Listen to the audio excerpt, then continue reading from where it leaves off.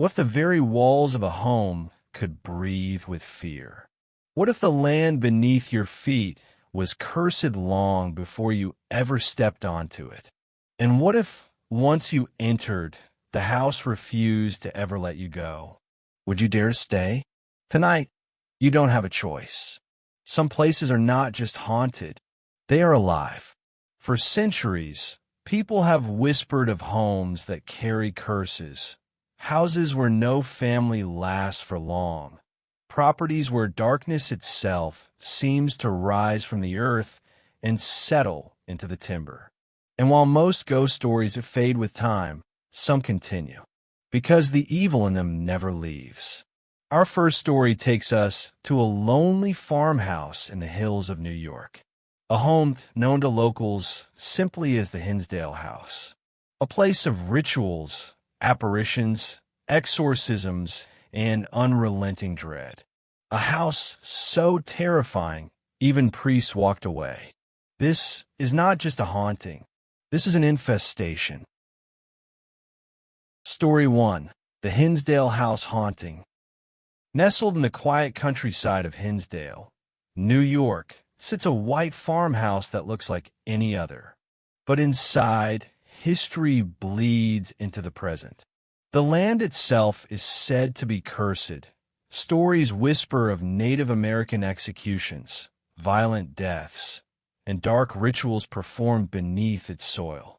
By the 1970s, the house had already developed a reputation. But the Danny family had no idea what awaited them when they moved in. The beginning of terror. At first, it was small, lights flickering, objects vanishing, strange footsteps echoing upstairs when no one was there. Then came the voices, disembodied whispers, sometimes crying, sometimes chanting.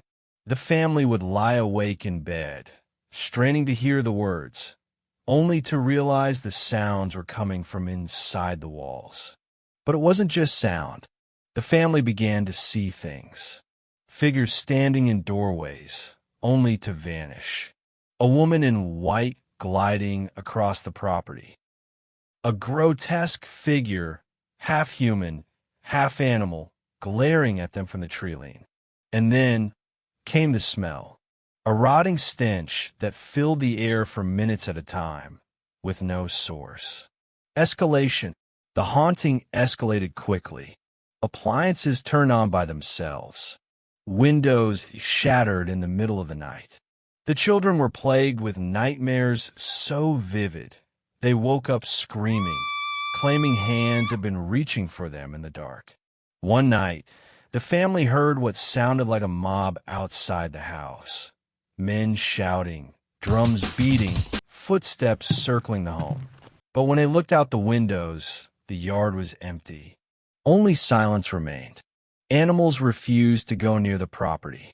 The family's dog whined constantly, staring at corners of the room as though watching something no human eye could see. The exorcism attempt. Desperate, the Dandies turned to the church. Priests were called to bless the home. But as they began the ritual, the walls shook. Objects flew across the room. A heavy cross fell from the wall, nearly striking one of them. The priest continued, but then something horrifying happened. One priest suddenly froze, his face drained of blood. He whispered, "There's something here that doesn't want us." And with that, they left. The blessing had failed. The family was left alone with it. The breaking point. By now, the house was not just haunted, it was consuming them. The Dandies reported apparitions appearing right in front of them. Shadowy forms gliding through hallways, faces staring out of mirrors, strange figures watching from the edge of the woods. One night, as the family gathered in the living room, a deafening crash shook the house. The lights went out, and in the pitch-black silence, a voice whispered from the corner, "Get out." The family finally obeyed. They fled the house, leaving behind their belongings, their dreams, and their sanity. Aftermath. The Hinsdale House still stands today. Over the years, paranormal investigators, journalists, and thrill seekers have entered, many leaving shaken, some refusing to ever return.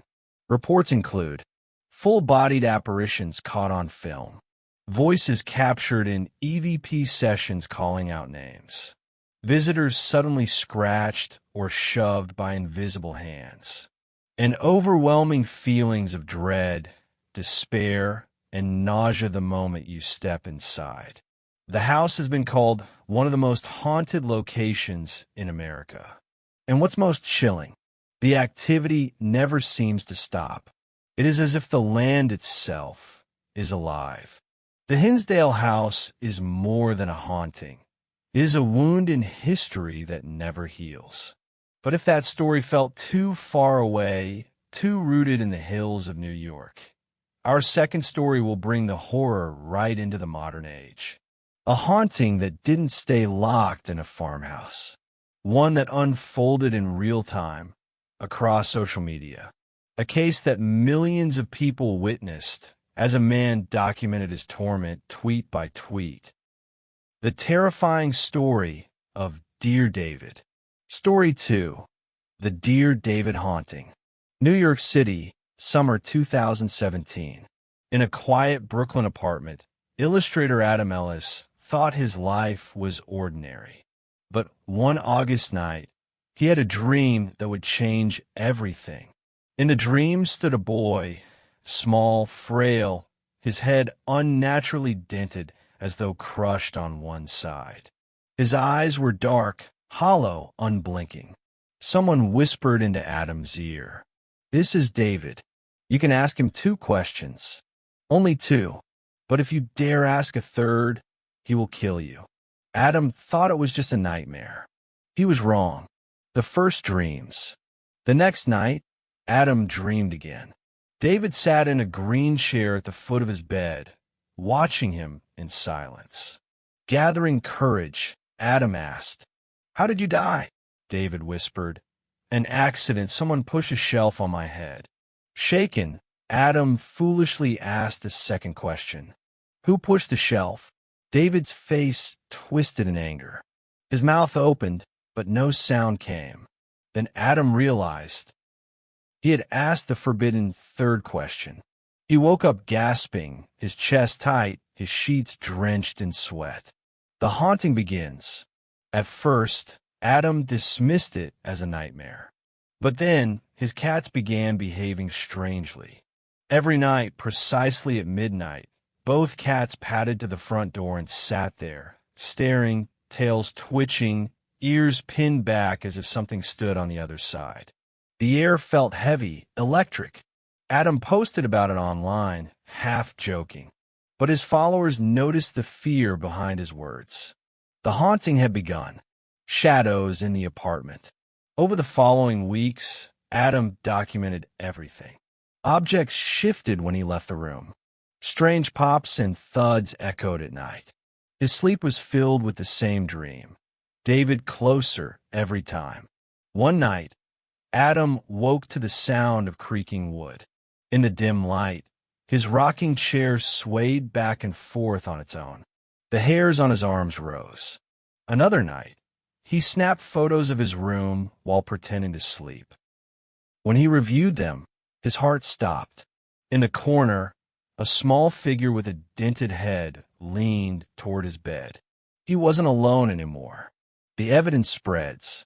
Adam shared the photos online. Some showed only blur. Others, unmistakably, captured a child-sized figure with one side of the head sunken. Skeptics accused him of Photoshop. Believers begged him to leave the apartment. But the activity escalated. His cats grew restless, refusing to enter certain rooms. He found strange green residue smeared across his walls. One night, Adam recorded a video. As he slept, the camera captured the rocking chair shifting. Then, a child's small figure climbed onto the bed, watching Adam's sleeping face. Seconds later, the figure collapsed, vanishing into nothing. Millions watched in horror as the evidence went viral. The possession fears.